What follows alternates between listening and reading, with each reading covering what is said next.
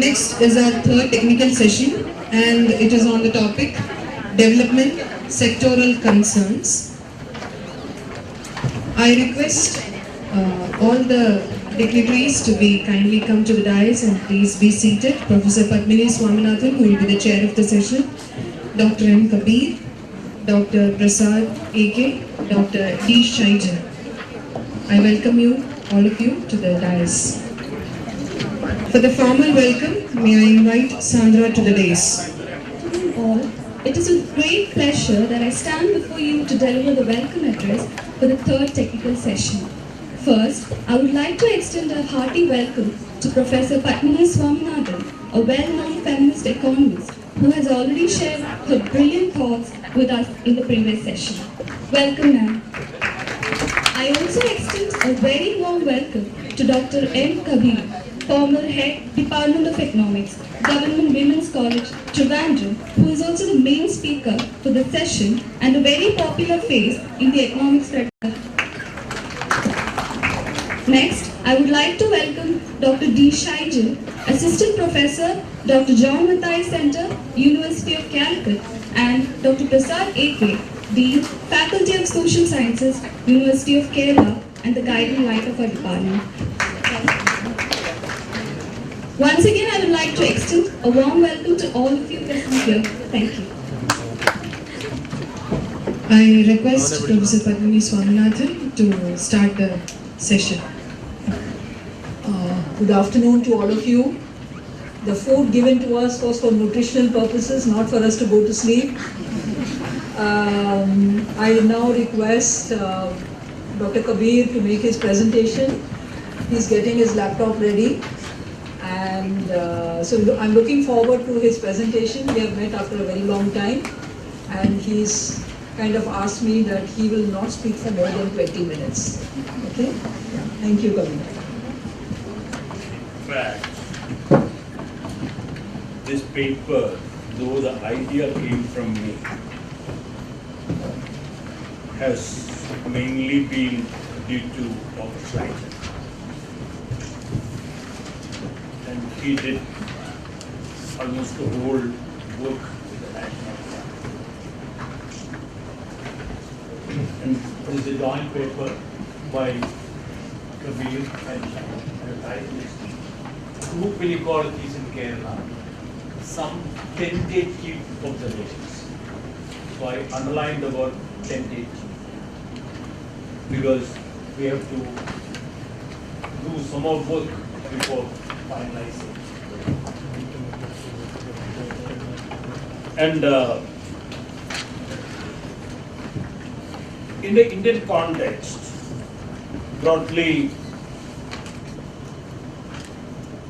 one important sociological aspect is the caste system. The Varna system is divided the society into the Brahmin, Kshatriya, Vaishya, Shudra categories. In fact, did not prevail in Kerala. Kerala's Jati system or the caste system was different from the Varna system. In fact, Kerala did not have a Vaishya community. And the 1901 census on Travancore explained it by saying that function precedes organization. And because there is no scope for the activities of a trading community here, a trading caste did not emerge. On the other hand, Kerala, I would say, has been having a very strong caste system, and it used to be more stringent and tough than the caste system elsewhere in India. And when we look at inequalities, economic inequalities,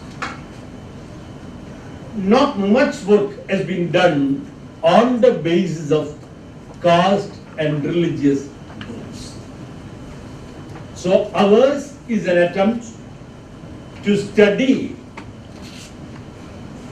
the group inequalities based on caste groups and religious groups.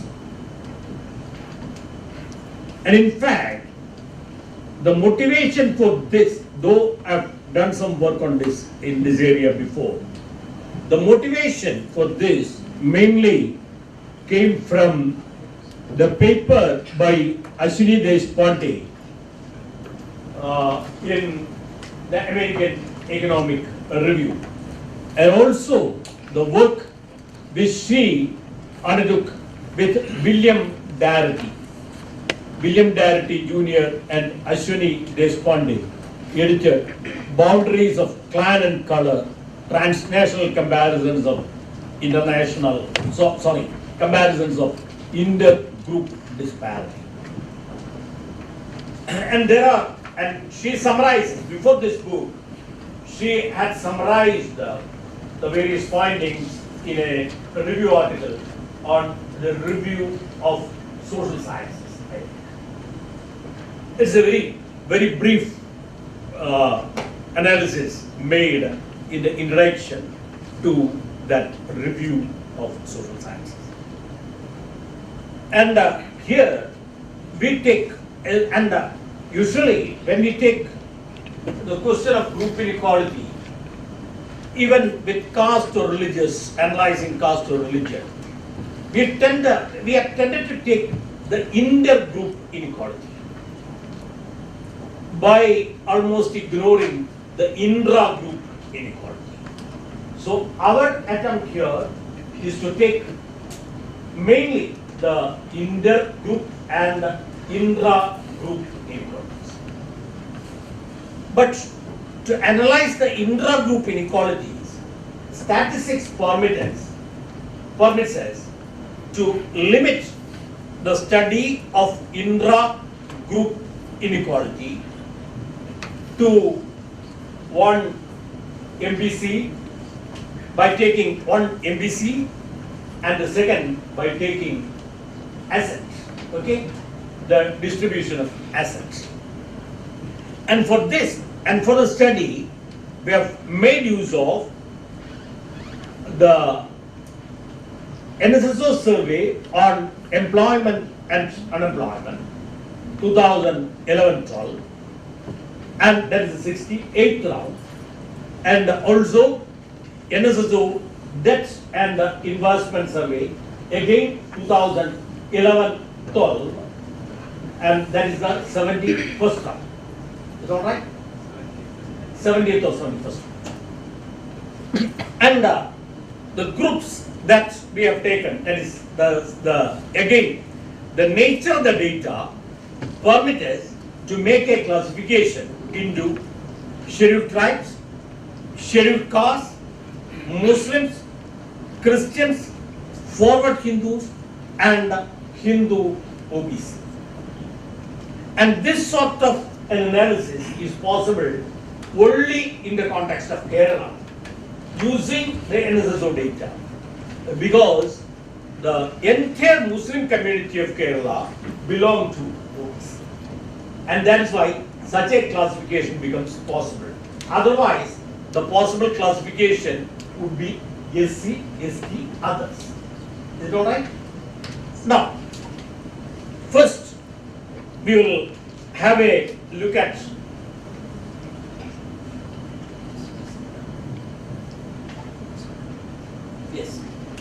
First, we'll take the composition of the population percentage-wise.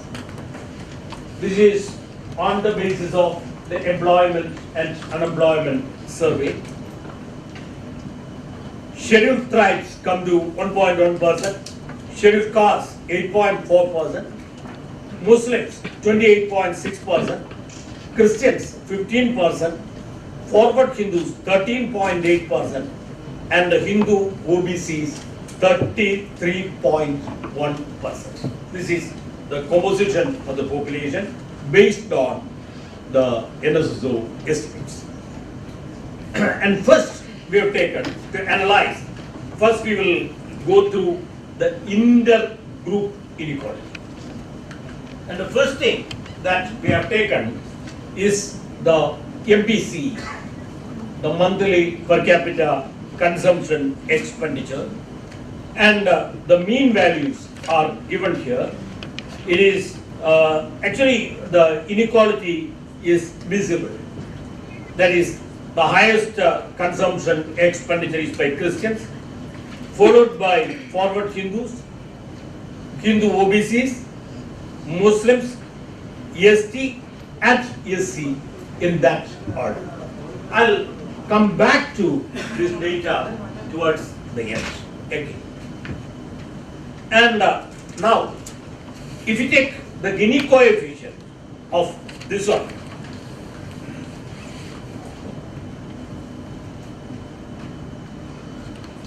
for the inter-group, that is for the groups, if we take the Gini coefficient, what we get is 0.38. We will come back to this later. That is, the Gini coefficient is 0.38. And then we have taken the percentage distribution of households in each social group according to land owned. And here too we find the specific gap among the different socio-religious groups. And because of the time limit, I will be going from one to another. We have taken again the asset position of different social groups. And here too, we may take the mean values, Christians at the top, followed by Hindu forward, by Hindu backward, by Muslims, and then by scheduled castes, and then by scheduled tribes. And then, if you take the mean assets, also the earlier one was the per capita asset, if we take the value of the mean assets also, we find the differences. And then we have taken according to educational attainment. I'll club together everything at a later stage.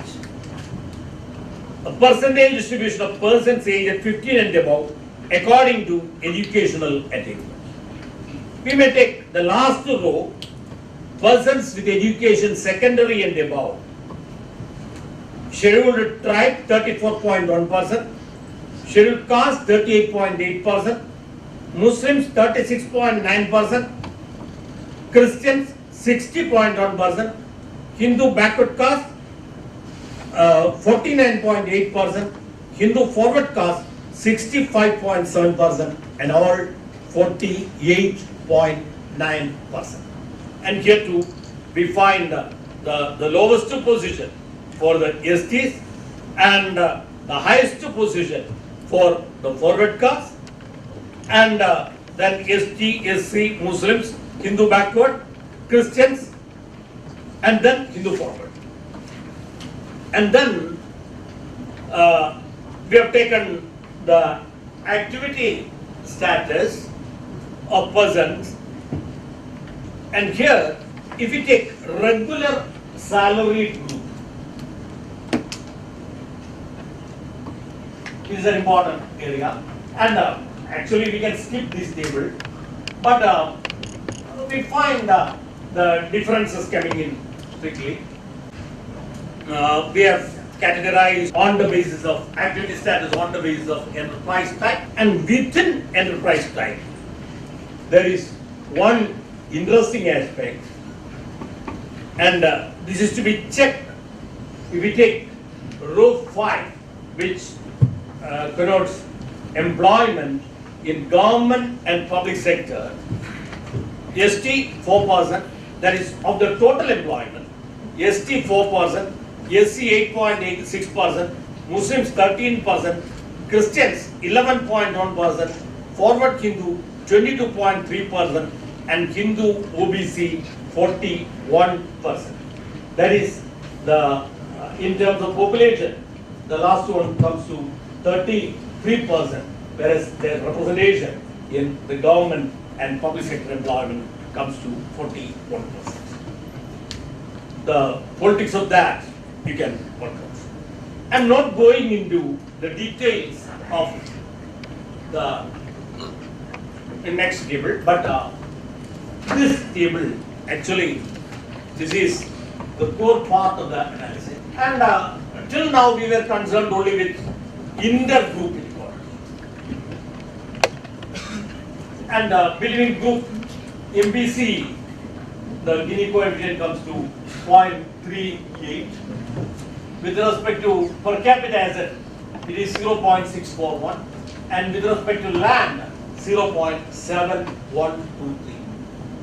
These are the Gini coefficient for among groups, that is for inter-group inequality.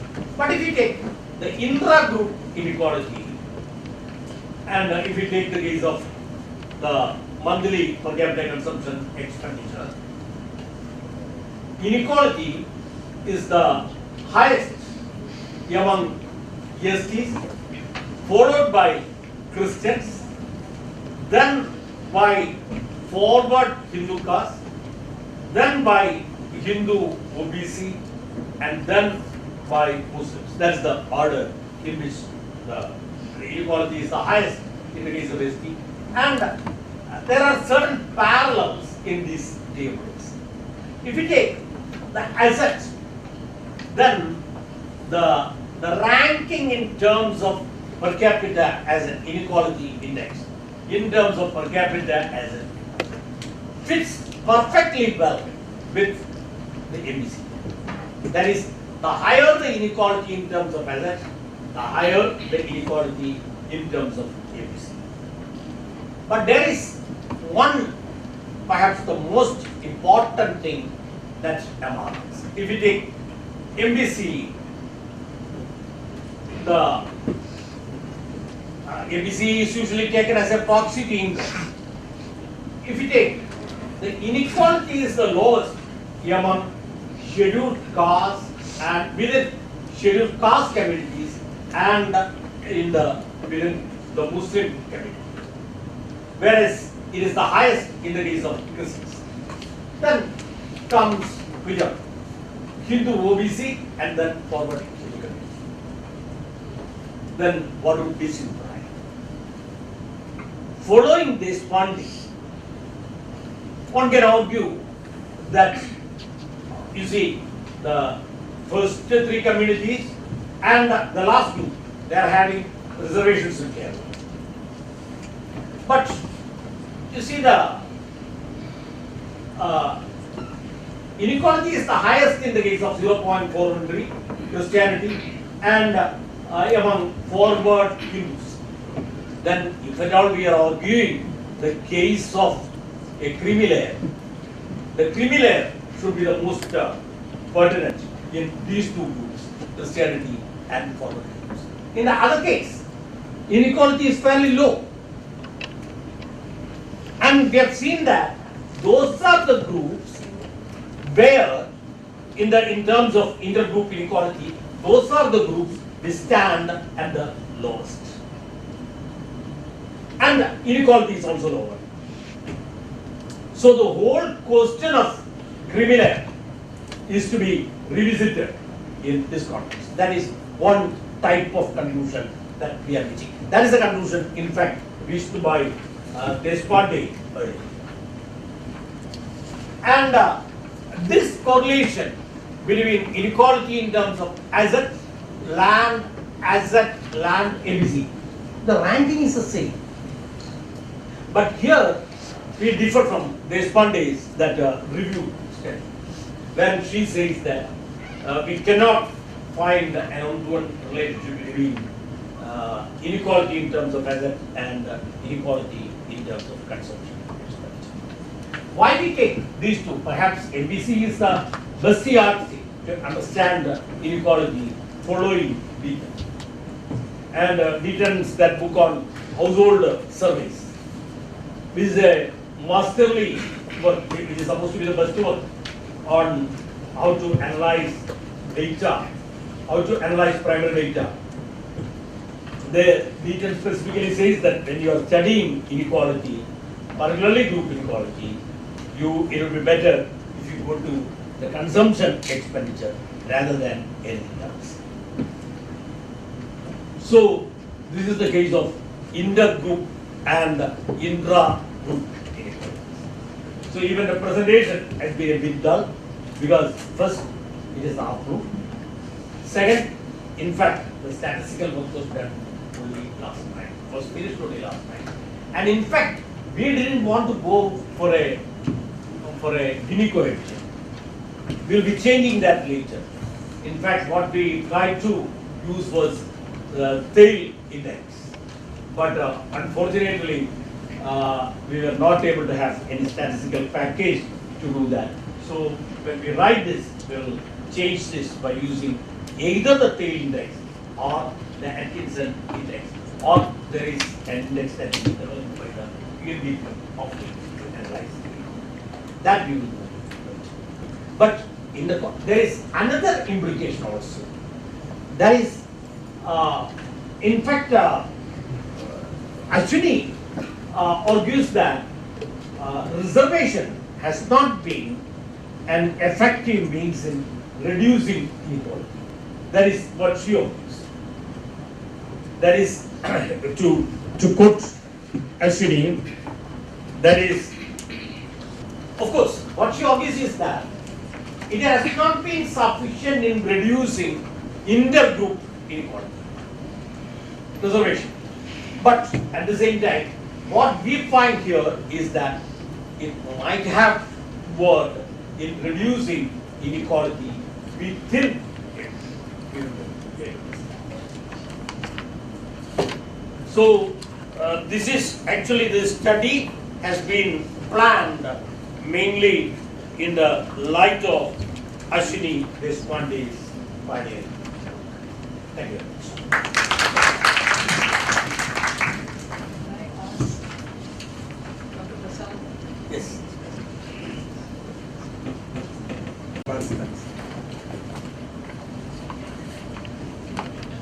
The topic for my presentation is private development in Kerala, problems and prospects. Actually, I want to present before you what are the problems faced by leaders in this state. I have been asked to confine my presentation within the time limit. So I have to omit some of the problems from the presentation.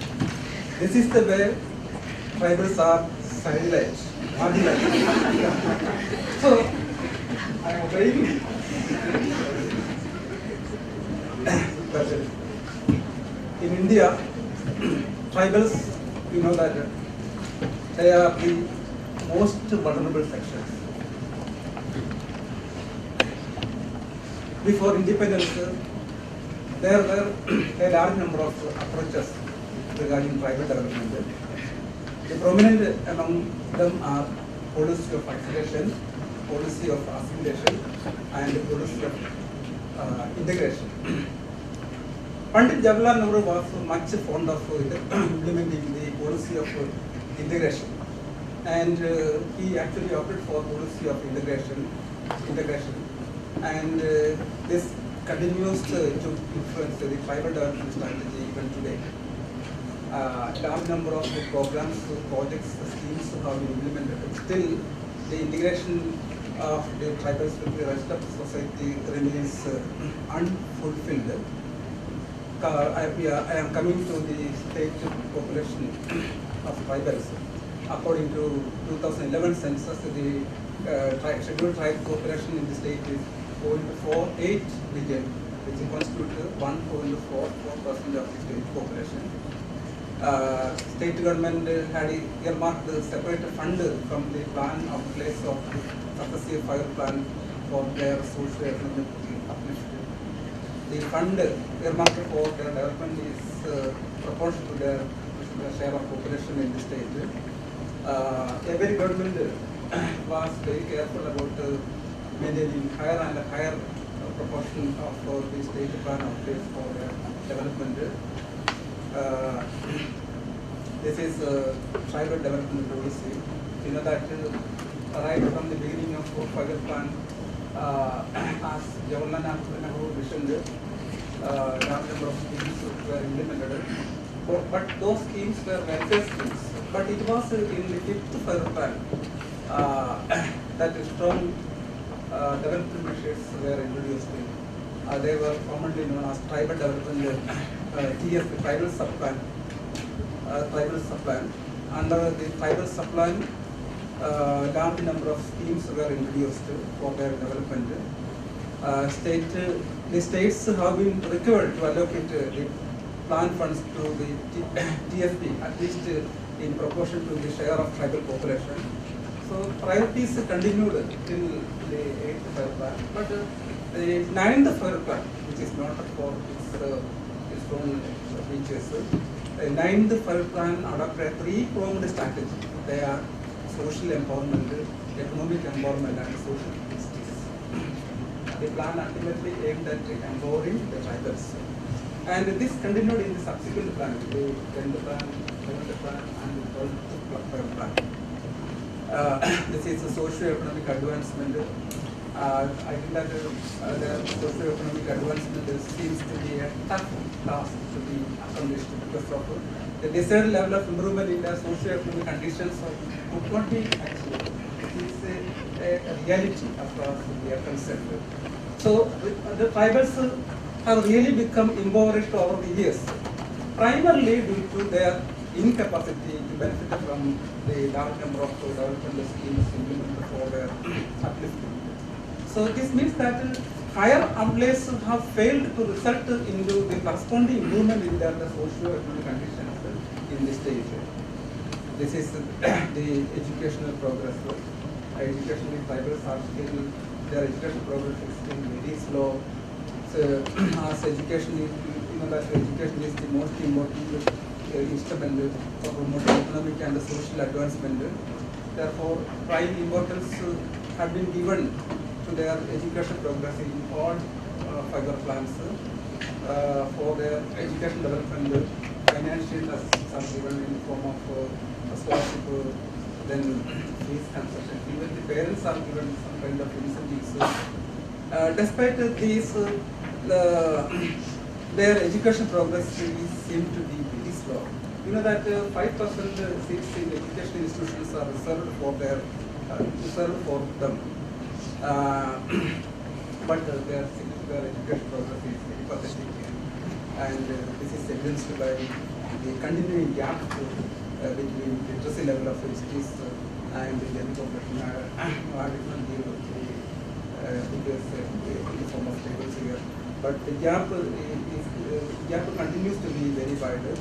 According to the 2011 census, literacy rate among STs is 67.29%, while that of the SCs and the young population is 80.36 and 94% respectively. This is education attainment. I prepared the figures from the census report 2011. You know that illiterate, you can compare SCs and STs.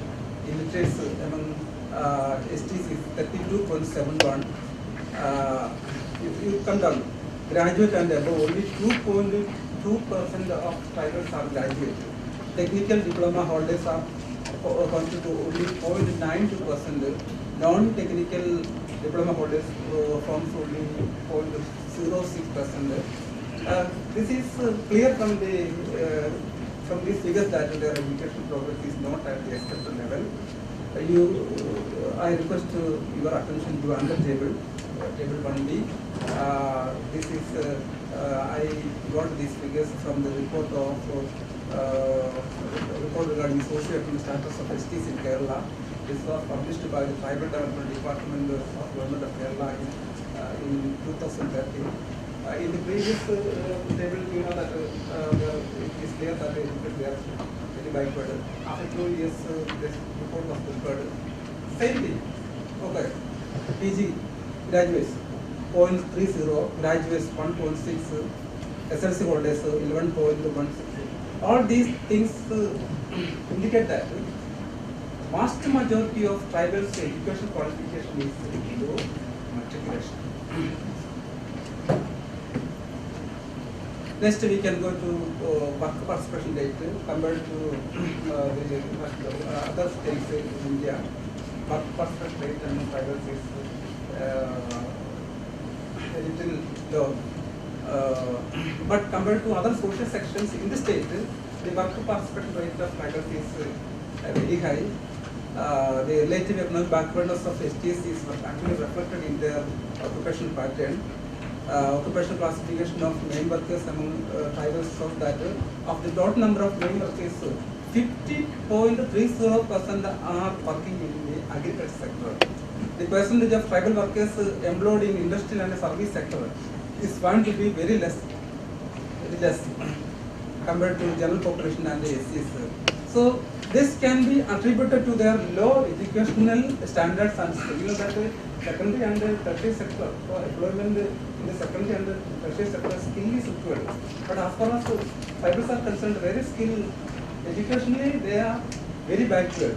So industrial and service sectors require the trained manpower. This is a reality. I invite your attention to table 2, sector-wise classification of main workers, the agriculture and allied sectors, secondary and tertiary sectors, total. You can compare GP, general population, SCs and STs. See, of the total main workers among the STs, 51.56% are in agriculture sector. Then in the secondary and tertiary sector together, 48.4% are working. But you compare with the SCs and the general population. In the respect of general population, it is 82.19% of the main workers are in industrial and service sector. As far as SCs are concerned, of the total main workers, 75% are in secondary and tertiary sector. But in the case of STs, vast majority are working in the agriculture sector, which provides very low wage. Their representation in central government service, actually in central government service, 7.5% posts are reserved for STs.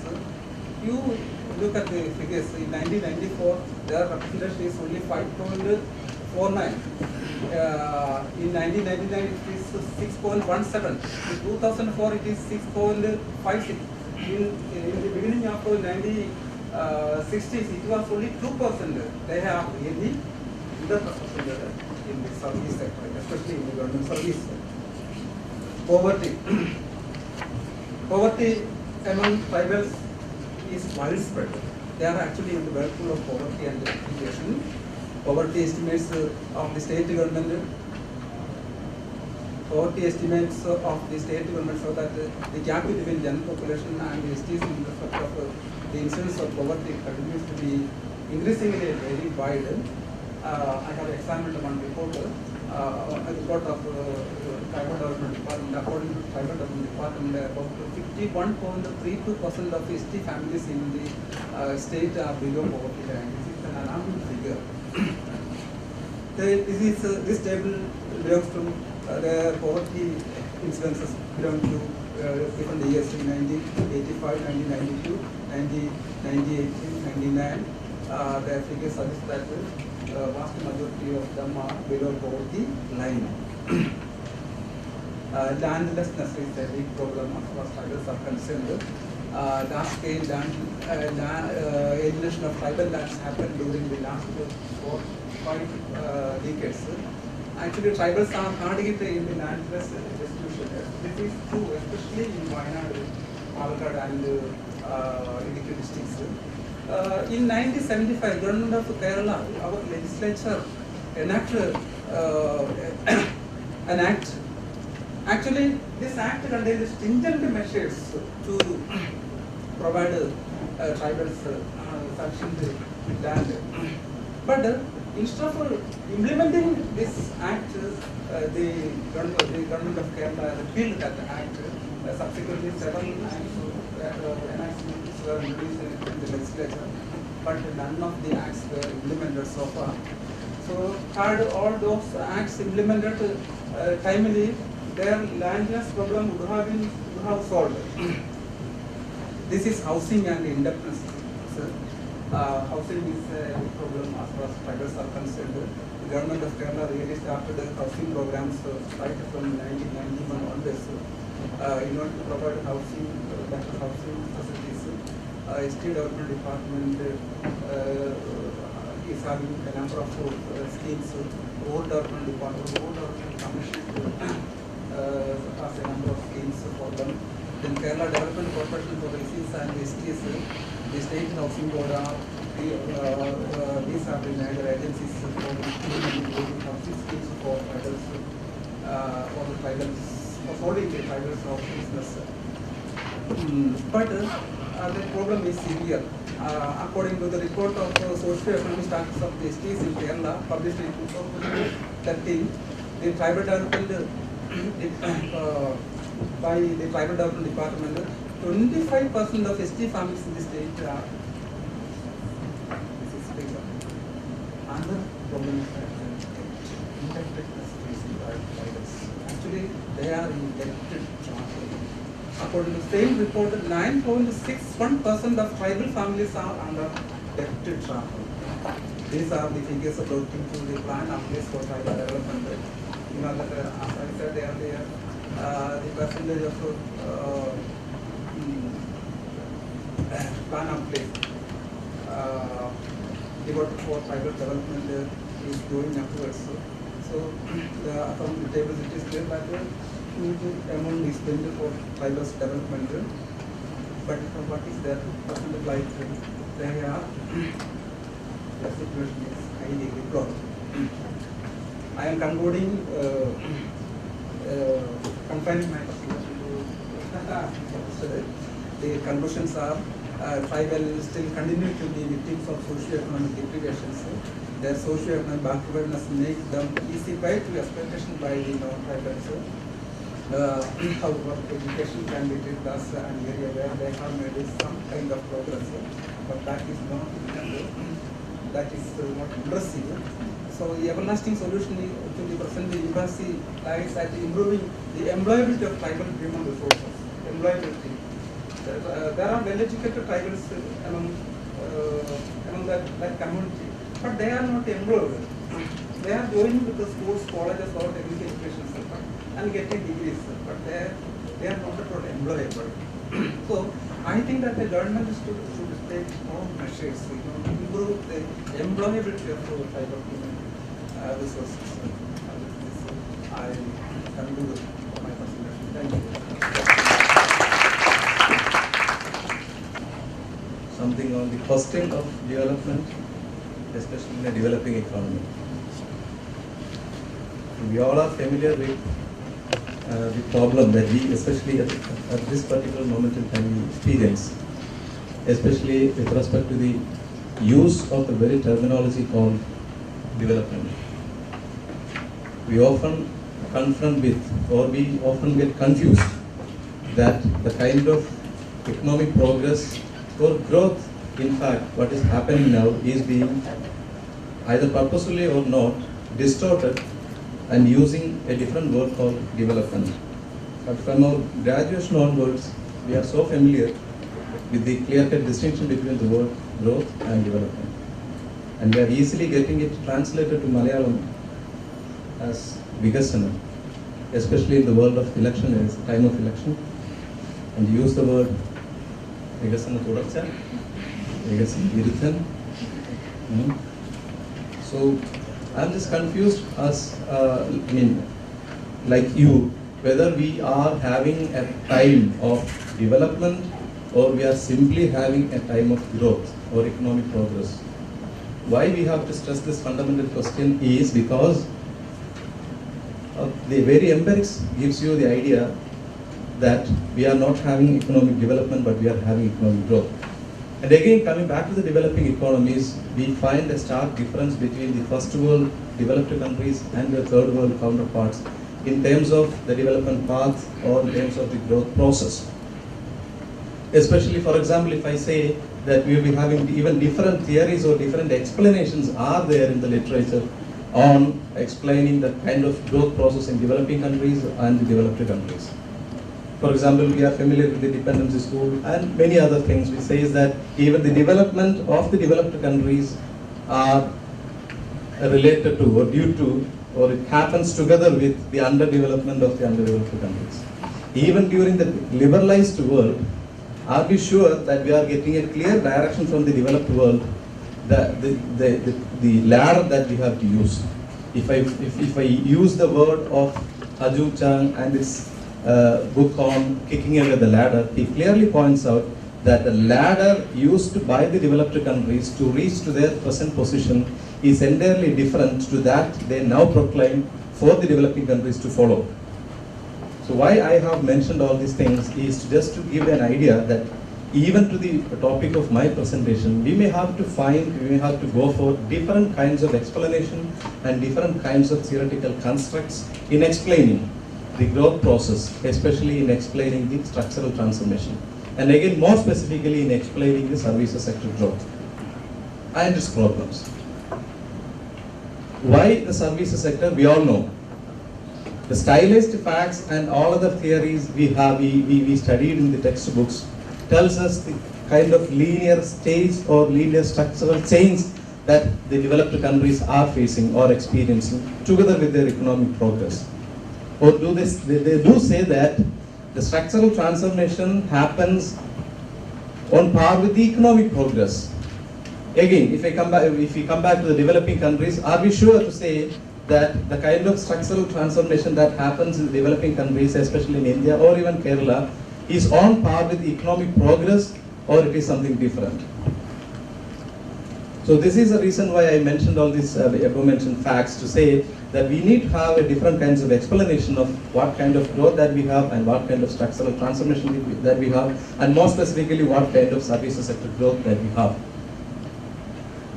If I state at the very beginning itself that the services sector growth in Kerala or even in India cannot be considered the same or similar to that of the services sector growth that we experience in the developed countries. Then the question comes is, then what is the differences, then how do we explain it? In the process of explaining it, there comes the limits of it also. What are the limits? In fact, there are a number of limitations, starting from the question of sustainability. Many people have written and many people are complaining that whether the services sector growth is sustainable. If you are having a growth process simply bypassing the manufacturing or the agriculture, or basically the goods producing sectors, whether it has got any credibility, whether it is sustainable or not. We have got implications on the fiscal side too, especially in a federal economy like India. Let us take only Kerala's case. Now, a number of studies which argue that the tax base, the GSDP is supposed to be the tax base. And in the GSDP composes, 65% of the GSDP is composed by the services sector. So your tax base, the major portion of your tax base is composed by the services sector, but the taxing power of the services sector is rests with the central government. So in a federal economy, the literature says that even if you are having a service sector-led growth, and which leads to a problem, a limit, the limit is this: the growing tax base of your economy is out of your tax net. It is being taxed by the central government. So it has got a different kinds of limits, and it has got a fiscal side limit also. Second, employment side. Employment side, what I mean is that even in the structural change theories, they do not only confine their analysis of the structural change in terms of the GDP or output alone, but they do speak about the employment transformation also. It means that how the industrial workforce change from one sector to the other is also a matter of concern for the structural change theories. But unfortunately, most of the studies that we find, especially in the Kerala and Indian context, are confining to the output side, especially in Kerala's case. There are a number of studies are there which explains the output share of the services sector, but we have only limited studies. We would not have a clear-cut analysis on the employment side of the services sector. Why? There is one more reason, because we cannot go further at the disaggregated level if we are having output as the unit of measurement for the structural transformation. It means that for the output you have only 14 sector and 9 sector classification. For example, agriculture, manufacturing, the construction, or trade, hotels and restaurants. In that way, you have only 9 or 13 subsector classification if you follow the national account statistics and we follow the output related kind of a structural transformation. If you want to analyze what exactly is the services sector, what exactly is the services subsector which is growing or which is lagging, to understand the actual pattern of growth within the services sector, it is not possible simply by using the national account statistics. So we have to go for a kind of employment dimension too.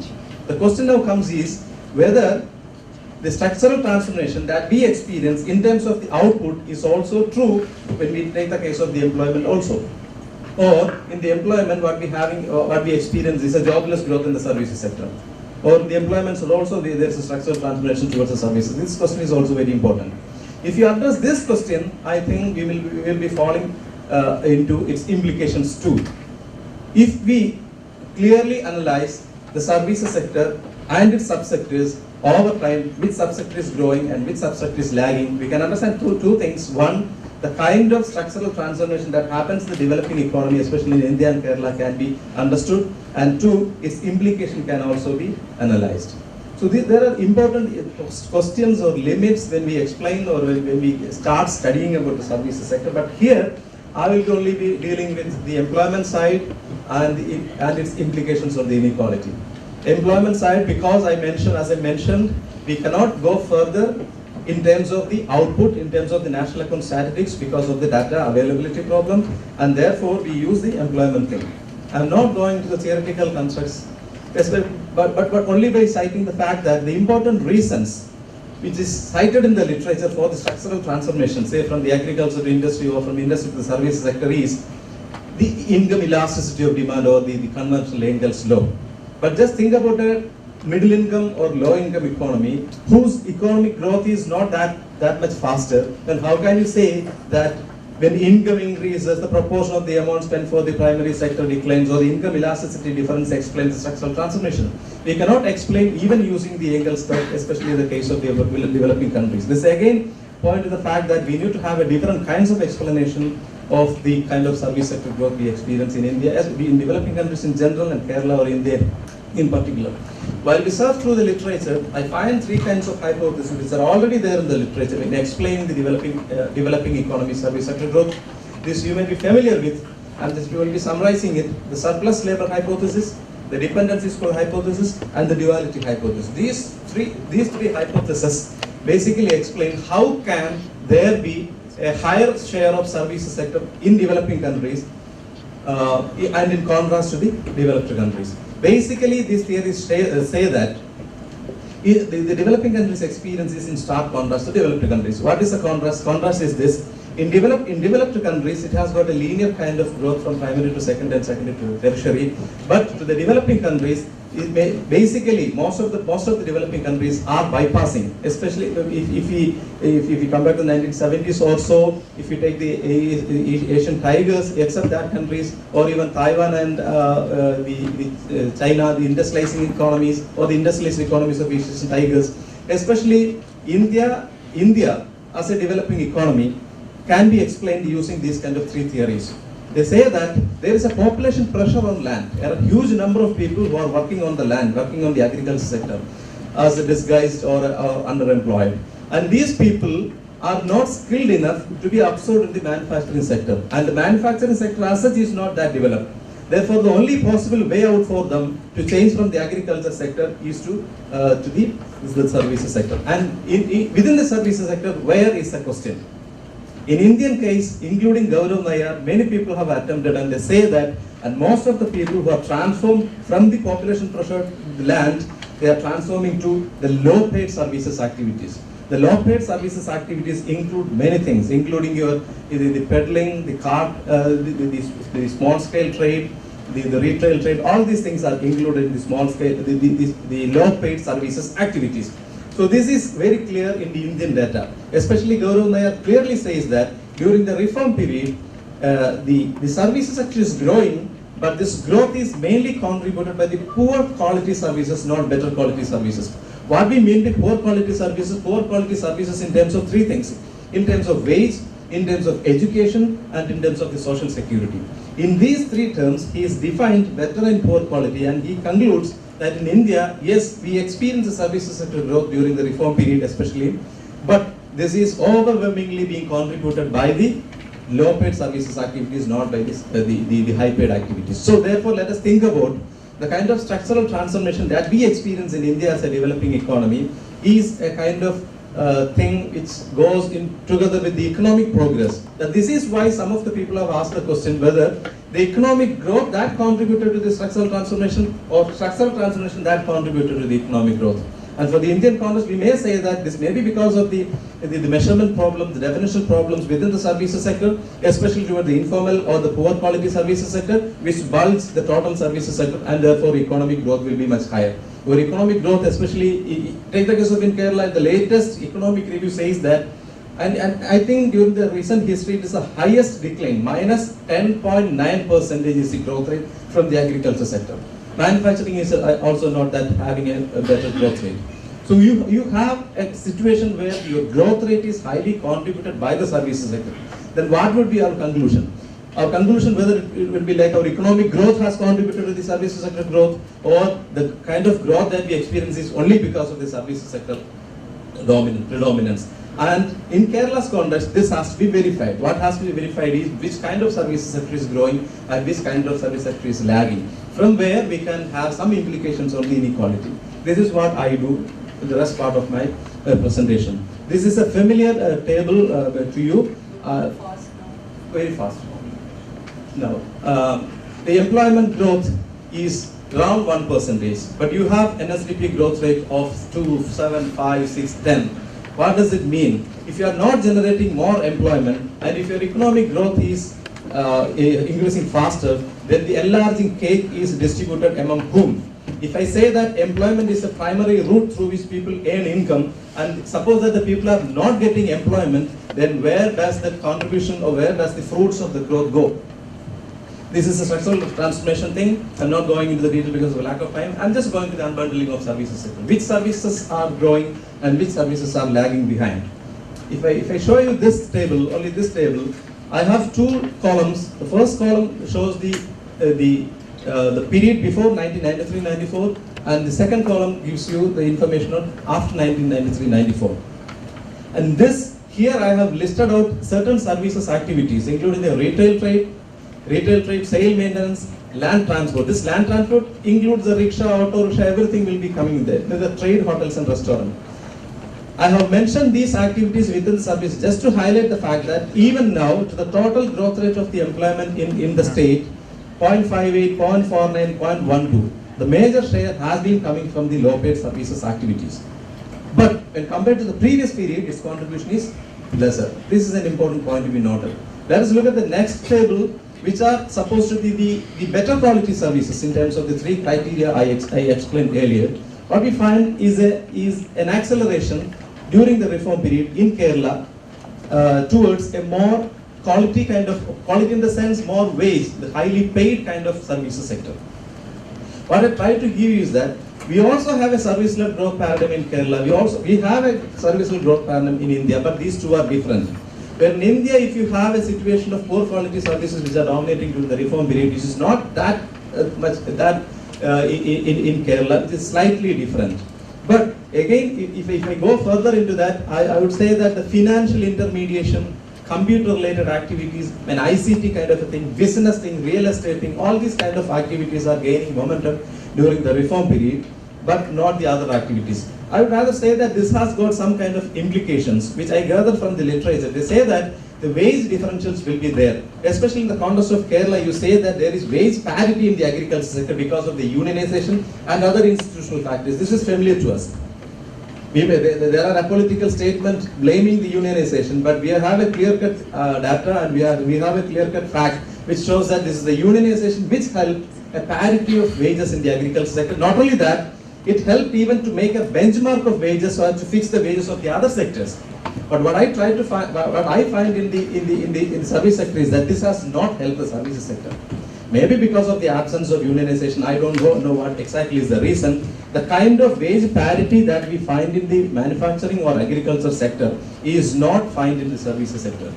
And also, the kind of benchmark that we expected to follow in the other sectors from the agriculture is also not happening in the services sector. Maybe because of the unionization, maybe because of different other reasons. But this is a fact that we know that we have only organizations and movements within the service sector led by the owners of the capital, owners, not by the workers. So the workers do not have a kind of movement or a kind of a collaboration within the service. Maybe one of the reasons which explain there is no wage parity within the service. The wage disparity can clearly be explained if you take the wage across the sectors and find within group inequality. Within group inequality, the primary sector, secondary sector and tertiary sector. Especially during the reform period, what we find starting from the reform period on 1993-94 onwards, for all the rounds of NSSO, unemployment survey, we find that the wage inequality is much higher within the services sector, and there is a kind of parity within the aggregate, within the primary, it's only 0.23, but here it is around double, about double, 0.43 within the services sector. So the kind of structural transformation led by the services sector in Kerala has got an inequality implication which is evident from the Gini coefficient table and also which is evident from the tail index. Tail index is nothing but decomposition of the total inequality into different groups.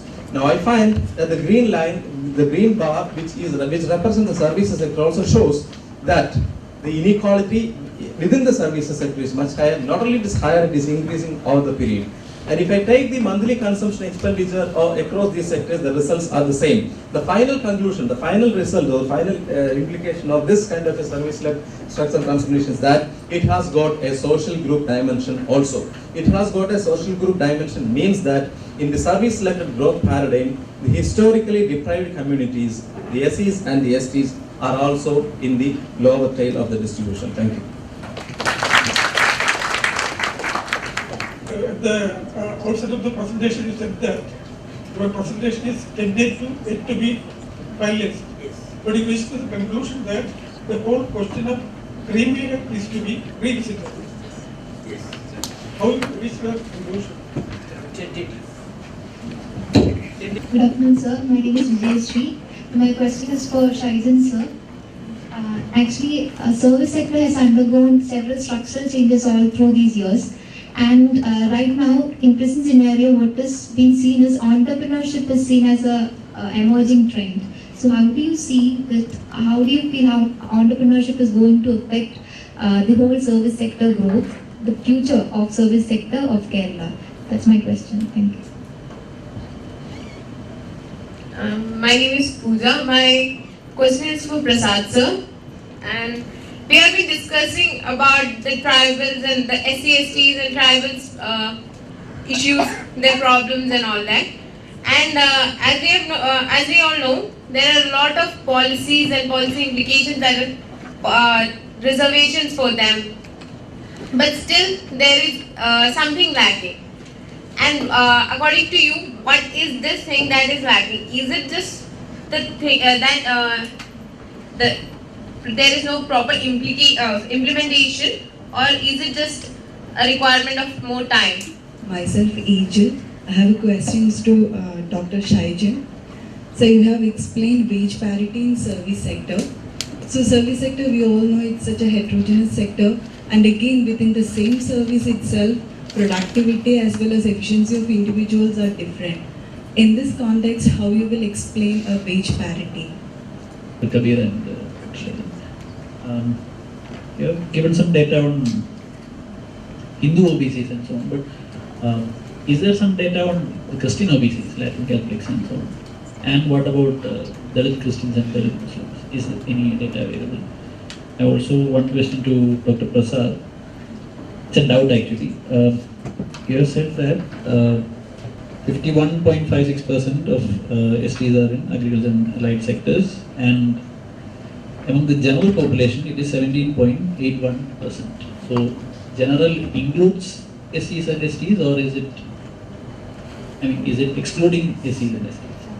As income increases, the percentage that is spent on food comes down, and you said that this need not be applicable in a developing economy, and this has been proved empirically. This is applicable in developing economies, has been proved empirically, and how can you substantiate your argument that Angel's law is not applicable in the case of Kerala? And secondly, regarding the whole idea of service sector, don't you feel that the whole service sector needs reclassification? Because banking comes under service sector, health comes under service sector, education comes under service sector. But we see that in all these three major sectors, it's a private groups, or these are now aloof from the public sector, and these are all profit-making industries.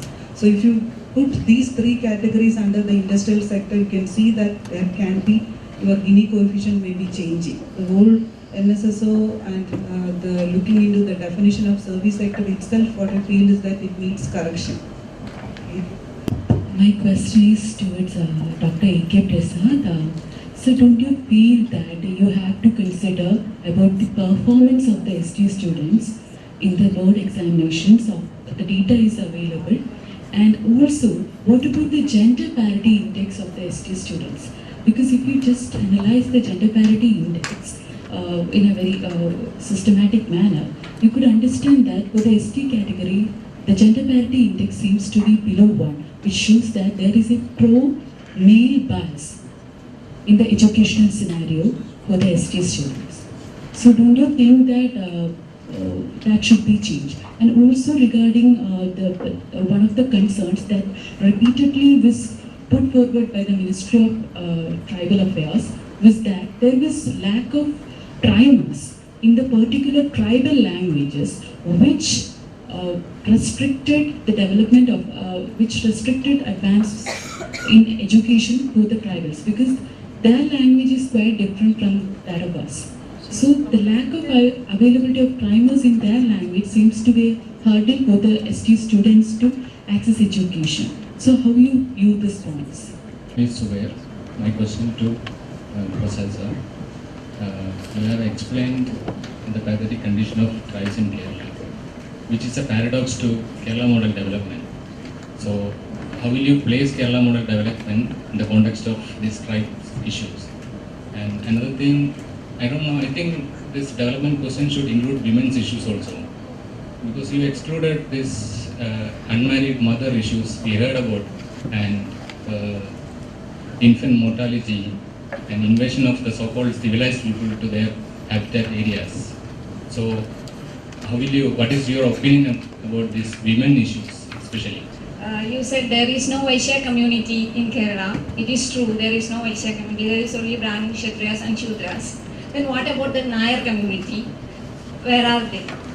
And it is true, originally Nairs belong to the Shudra community. Then the government is not giving reservation for that Shudra community. Are you supporting? Regarding your question, I told that the conclusion reached is absolutely negative on reworking sometimes.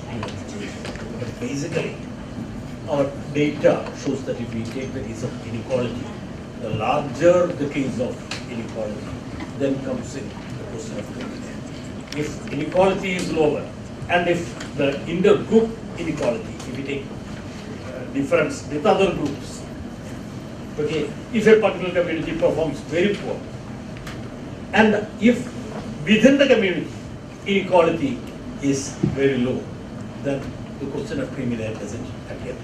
That is the theoretical logical argument.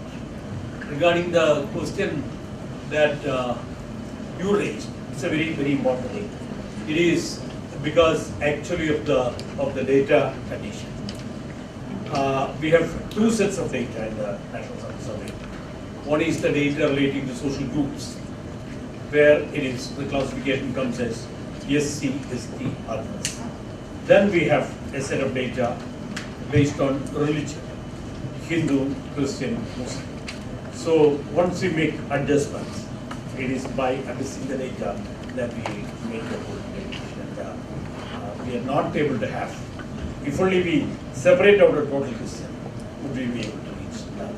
So we are not able to reach that, which is very important. In fact, if we, the Dalit Christians and also the Latin Catholic Christians, they're actually one of the worst. No doubt about that. And there's a very funny question. And I remember when I was doing my research in the Madras articles, when I used to, there are quite a lot of articles on Nayars. Quite a lot of articles. Nayars, the origin. Some people arguing that they are the people belong to Nagas. Nayars, derived from the word Nagas and so on. There are so many things. But in fact, when during the time of the social reform movement, one of the things which is opposed by Mandat Vatanapan was that the Nayars should never be addressed as Sudras. Okay? He considered it as delegate. And even the Nayars do not say that you talk to Sudras. So the problem arises because when we try to bring in the Varna system into the Kerala system, there are a whole lot of problems. That is why E.M.S. Namboodiripad was very careful when he used the term Jati Janmi Vyavastha. That is how he catches it. Jati Janmi Vyavastha. It is a Jati system, not a Varna system. Therefore, don't try to bring in the question of Varna. And I have one small question to Dr. Prasad. That is, in our data, I have shown that the inequality is quite high. And when we speak of the schedule type, what is that? We should be more clear.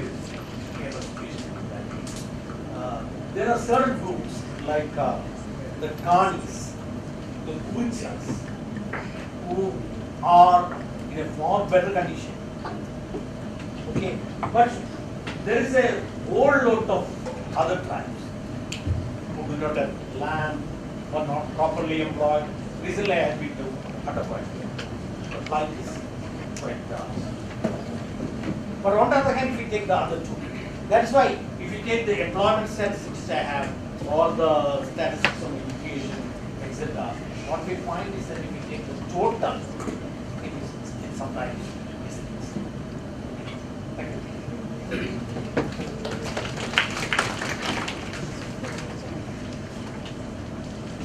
A number of questions were asked to answer. Most of them are very difficult. Okay, the first question was from Pooja. Pooja, we have a scheduled tribes development department. Around thousands employees are there. For their salary disbursement, the crores of rupees are spent by the government. In one of the earlier presentations, I made the same opinion that this department should be abolished. And the amount which earmarked for paying salary should be distributed equally to the tribals. Definitely we can take them to be part of that. You know that we have a special operation for the development. More than 40 programs are implemented by this corporation for the season. But those programs are implemented inefficiently. In 2001, our planning board conducted a study. According to study the study finds that almost all programs are implemented inefficiently. So they suggested that there should be a proper mechanism to monitor the implementation of the programs. Another question by this friend.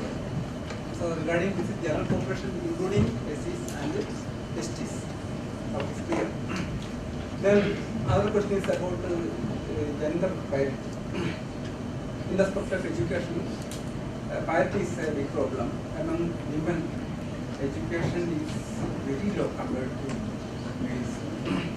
Anyway, according to the census report 2011, it is found that the number of graduates among tribal women is greater than the number of graduates among males. This is a new finding. Regarding the friend's question, that Kerala is fast, developing very fast, but it is proven that the tribal socio-economic conditions is not improving. Their special socio-economic situation where settlements are made present. So government should take immediate steps, not ignore. You know that land is a big problem. There are some communities and tribes, for example, Malaria, they are important. Socially and economically, they are much advanced. This is because of they have land in sufficient quantity, acres of land. See that 10 years back, when I visited Hyderabad village, where I have a number of villages. So I visited a number of current families, inquired about their assets. See, in almost all families there, they are having average size of 5 acres. 5 acres. That's why they are far better than other tribes. In respect of many other tribes, they are having sufficient quantity land development funds. Okay, so. Thank you for the questions. I have 4 questions from 3 sides. I'm so happy that people are awake at the length. One from entrepreneurship. I can ask also Prasad was saying, we will be just trying to answer this. We need not be an answer, but we will be addressing the questions. Entrepreneurship versus the structure of the services sector. Even if I deviate, let me start like this. The self-employment part, especially when I discuss the wage inequality, the self-employment part is excluded because of the difficulty in gathering data on wage from the self-employed people. But self-employed constitute almost half of the total employment. And the self-employed is therefore conceived as the commonest employment in India by Barbara Harris White. Towards your question of entrepreneurship, let us think aloud where this entrepreneurship is coming in. Whether this entrepreneurship is coming in the manufacturing sector or any other goods producing sector. We all know that these new kinds of entrepreneurships are coming, except the kind of small entrepreneurial attempts at the industry kind of levels. The most of the entrepreneurship things are coming within the broad sector called the services sector. So if you ask me kind of this question with respect to my conclusion, I would rather say that this may be good in terms of the economic growth and services sector transformation, but my emphasis was on the limits of this kind of a growth. The limit in the sense it is in fact limiting the physical achievement or the goods producing, the total goods produced in the economy. By limits of the services sector, in fact, I try to turn back to the economic growth driven by the goods producing sectors. Regarding the service wage, this wage is the only information that is available to assess even the productivity. Yeah, we do not have any other ways of measuring the efficiency and productivity within each of the subsectors, and that is why the analysis became like this. So we thought that the wage becomes the only the indicator which indicates, in fact, wage indicates the efficiency or productivity within each of the subsectors. We do not have. Maybe if we can estimate the productivity and efficiency by way of a further study, further empirical study. This may be done in fact. Question on Engel's law, I did not say that it is not applicable to Kerala. I was mentioning that the available literature says that even the income elasticity argument of explaining the structural transformation is not applicable to the developing countries as a whole. Because of 2 things. Let us think in this way, cross-section. Cross-section analysis means that when you move from a low income country to a high income country, then the structural transformation should be more in favor of the services sector. Yeah, but this is not being verified internationally. This is verified internationally. It means that the higher income countries are having higher income and they are having higher share of services sector. Now come back to the developing countries. Within the developing countries, they are in fact at the lower side of income. They have only very low income. Even the studies say that $250 as income. Now, but the very low level of income, how can there be service sector be higher? If you have the income elasticity kind of an argument, it means that your income has to be increased so as to have a service sector. But even with low levels of income, even with $250, you can have higher services sector. How can it happen? It can happen not because of the Engels law, not because of the income elasticity, but because of some other reasons. The reasons that I have listed earlier, 3 reasons. Again, about the classifications, as you mentioned is correct, but how do we classify it? We have to follow some kind of a classification. Especially, some people was asking me like, why don't you use construction? But there was a question that if we include the construction in the services sector, then whether there will be some change. I have done it. In fact, there is no change. The inequality is still higher in the services sector. In terms of the banking and all, I would rather be with you in arguing that many kind of services sector needs kind of a reclassification. Some of them, especially take the ICT kind of a thing, especially the BPO kind of a thing, or software developing kind of activity. It's very difficult to clearly define whether it belongs to manufacturing or it belongs to service sector. What I have followed is the standard national industrial classification. Thank you.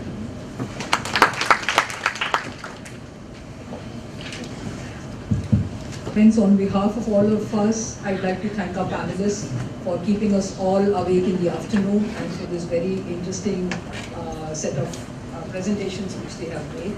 I'm not going to hold you further. I just wanted to say that just common to each of them is that each of them began with very, very interesting questions and then very quickly moved on to data. So I was all the time looking for, sometimes it is assumed that data speaks for itself, but it does not. And I think what one requires also is, for example, a lot more culling out or, going back to the questions that are being raised and then seeing how much is the data actually, speaking to the kind of question that is raised. Just to give you an example of what I'm trying to say is that, for example, Kabir sir raised this issue about reservation and reduction in inequality. I mean, of course, one of the things he's saying is the work is in progress and they will look at it, go back to the issue of creamy layer. But one other interesting thing which I thought was, what is the relationship between reservation and reduction in inequality? And I'm not very sure from the data itself you can see some of these things. I think something more will have to be said about how one looks at this question. Similarly, I thought Dr. Prasad in the beginning raised the issue of the policy of isolation, policy of integration. And thereafter, the entire set of data that Dr. Prasad gave us a status report on the tribal and particularly in Kerala, going back to the question of how does this data actually speak to whether it is speaking to isolation, whether it is speaking to forces of integration. And the other thing is, from the data, the status itself, I'm not very sure whether it is implicit, but it needs to be made explicit, are also the problems, so that you come to certain kinds of prospects. And once again, in Dr. Shaijan's presentation, I found that he also asked some very, very telling and interesting questions. One of them which I noted down is the service sector sustainable? Right? Have we bypassed the manufacturing? And then I was looking at, when he said we looked at the employment, look at the implications. I wanted the implications again to go back to the question on how does he look at this question of, is the service sector sustainable, and what have we lost or what have we gained from having bypassed the manufacturing sector. I'll stop with that and thank once again the panelists very much. Thank you, ma'am. Good afternoon to one and all present here. I'm here to extend my sincere thanks for such a vibrant session. First of all, let me thank Dr. Padmini Swaminathan, the most dynamic person who shared the session. Then my beloved sir, Dr. M. Kabir, for such an informative talk, explaining all the intricate caste system prevalent in the society. and its consequences, the intra group inequality, and my beloved sir, Dr. Prasad, for his very enlightening talk about the tribal groups and the various problems faced by them, the various development strategies for their upliftment, and Dr. Shaijan, I thank him for his very resourceful talk which is centered on the service sector. And finally, I thank the audience, very responsive and participating very well. Thank you. Thank you, Maria. The session comes to an end. I thank you all for your active participation. We have arranged for tea for all of you. I request all of you to join us for tea, and let us make it quick because we have one more session to go and there are lots of presentations in the next sessions.